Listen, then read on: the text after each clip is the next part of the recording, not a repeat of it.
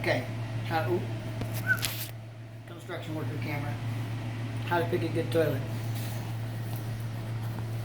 This is what you look for. If this part's exposed, anyway, look for this. This is actually the route that your material is going to travel. And if you want a toilet that flushes, you do not want it to look like this. This loop ain't really that big of a problem. This will stop your pencils or whatever from making it through. Remember, we're looking at the outside, so the inside of this is probably only yay big.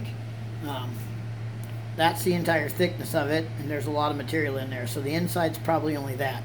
You won't even have 2 inches on the inside. So you're gonna make this loop. The problem with this one is right after that loop, you make this 90. Maybe not the end of the world, but right here, this essentially goes 90 and then 90 more. So you're pulling a 90 here and another 90 there. And then plumbing, you'd never get away with this on a waistline because sewage would not flow. Somehow on a toilet they think this is acceptable. What you want to look for is just a loop, and after that loop she comes almost straight back down to the toilet and a little another turn and she ends up here in the middle. Poor design on this. They couldn't get this loop to work somehow and come back past here, so they did this little kicker like this. These toilets plug all the time. That is not what you want to look for in a toilet. I did, unfortunately, not in charge of purchasing this one, but you can find very affordable toilets with a proper built-in trap, and that's what this is. The reason for this is it just keeps water in the bowl. So at this level, it's going to keep that water in the bowl, keep the sewer gas down there where it belongs. Yeah, but once again, after that part, you want a clean loop and a straight down. This, I'll be back to yank this toilet out 6 months after tenants are in here, after multiple calls of this being plugged, and be putting in a proper toilet. Unfortunately, that's just how it's going to be.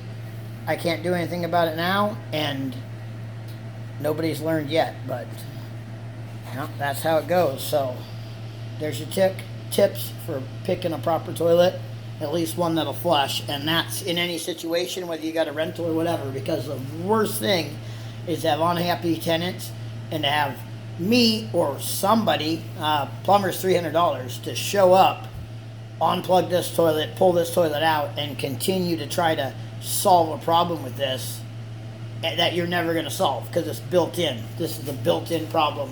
Next thing you want to look for is always have the largest flap possible.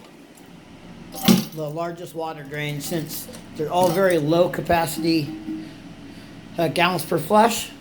If you get that gallon of water down there as quick as possible, the toilet's flush much better. So this toilet will probably flush pretty good, pretty quickly, with nothing in it. As soon as there is waste material in it, no.